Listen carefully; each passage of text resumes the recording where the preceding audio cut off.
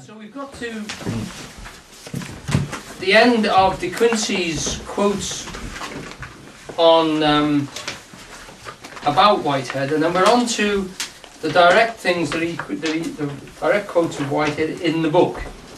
So we're taking these from a book called Science. De Quincey's taking these from the book Science and the Modern World, and so we're moving on to the guy himself, so to speak, which is important, I think, because of the possibility that Whitehead actually brings into the situation. This is the fellow that's saying that we have to engage with our experience of the world constantly, that don't expect conclusions to last for very long. The universe is constantly changing and giving you more information, and if you think you've got a fixed point, that's wrong. There is no fixed point, and you can only hold it for, a matter of a small length of time, and that's what you should expect. The world is a fascinating place. Get involved, in other words. And if you're not getting involved, and if you do think you've got it sorted out, that's the wrong approach. You should constantly be re-engaging, and that's why it's an artistic event, it's a creative event, when you're experiencing in itself. In other words, you're like an artist just to be experiencing the world. Artists are sophisticated in the fact that they try and tell us what they're seeing by whatever form of art they have, but really we're all artists in our experiencing, and if we engage with our stuff and realise that we don't actually know the final end of anything, then that is the magic that life involves. Okay? So I'm down to about the it's the Whitehead Science and the Modern World, which is 1, 2, 3, 4, 5, 6, 7 paragraphs up from the bottom. So page 3, is it? Yeah, page 3, sorry. Would anyone like to read this to keep us rattling along? Please, Bob. We conceive actuality as in essential relation to an unfathomable possibility. Eternal objects inform actual occasions with hierarchic patterns. Every actual occasion is a limitation imposed on possibility, and, by virtue of this limitation, the particular value of that shaped togetherness of things emerges. Right. So what he's saying there, as far as I'm seeing it, and the way that sort of de Quincey illuminates, is that the eternal objects are very similar to Plato's eternal objects. They're mathematical forms. They're things like colours, etc., which are polar opposites, which don't have real being. He explains that they are real in the same as that mathematical forms are real. They describe the way the world works. But in any particular situation, we find them embedded in matter. We find a situation, an experience, which has got mathematical elements, colour elements, electrical elements, all these forms melded together into a unique experience. And what we shouldn't lose sight of is it's the uniqueness of that experience in which we are conscious of ourselves being in the world. And the world is infinite potentiality, but we can't be infinite other than in this particular moment by collapsing that infinite possibility into a real situation. So there are millions of things we could have done tonight, but we can only do one thing. And there are millions of things we can do in this room at this moment, but we're choosing to do just this one. And that isolates us from all the other ones in any given moment. But at any other moment, we can then choose to put some of those other infinite possibilities into shape. And there's infinite possibilities within this room. Never mind if you didn't even come into this room. There are other infinite rooms all over the world, I believe. There's some really infinite ones in Birkenhead. So that's what he's saying by that. And again, it's this engagement with the world, which is like he's selling. He's putting this forward, if you like, as the be-all and end-all of what experience leads to. And the next one here is, each relationship enters into the event. So that apart from the relationship, the event would not be itself. So you can't know the world in any other way than here and now.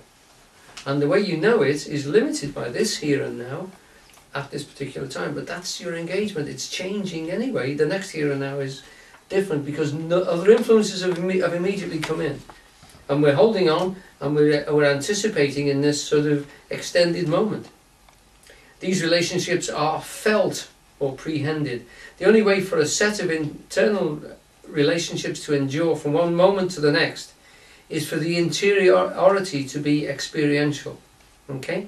So what he's saying is that it's us, it's our consciousness, our prehending, our feeling, holding a little bit of past, feeling the potential of the future in any given now, that is the way the universe is aware of itself as developing. We experience time. The universe doesn't experience time in itself. We experience time, and the universe doesn't.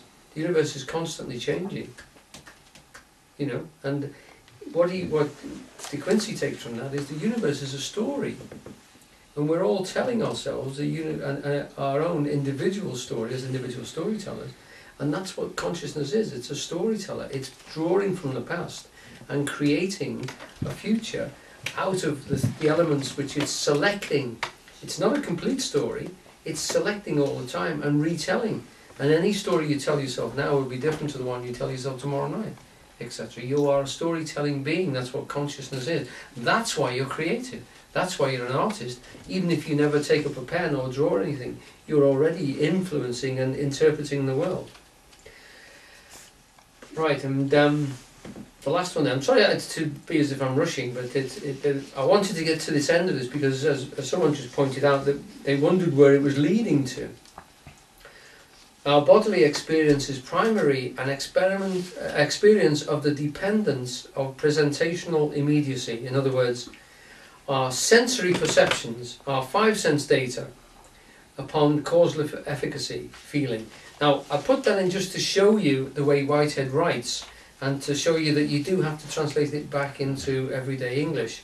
So what he's calling presentational immediacy, we would call sensory perception. In other words, what we see, hear, taste, touch and feel.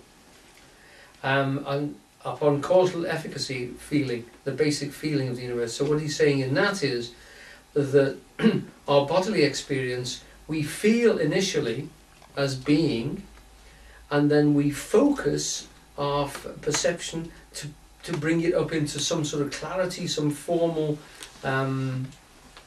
shape, size, measure, something we can engage with consciously and deliberately. But we pick it up first of all as a feeling, and that reorganises ourselves. We come through this unconscious level, and we are made conscious here of something which has approached us from the periphery, through the fringe, if you like, and become conscious in us. And one of the things which De Quincey goes on from this is he draws in this wonderful word of entelechy. And I found this a particular revelation because he's saying these fields that Whitehead is talking about and that he's been talking about, these mathematical fields of the body, etc., so I'm made up of parts, and I am a part of another body, which might be a corporation or a professional body or a family or a nation or something. I'm part of all these bodies. The very fact that these fields are structured means that they have, if you like, meanings for me or a sense of fulfilling a dynamic purpose.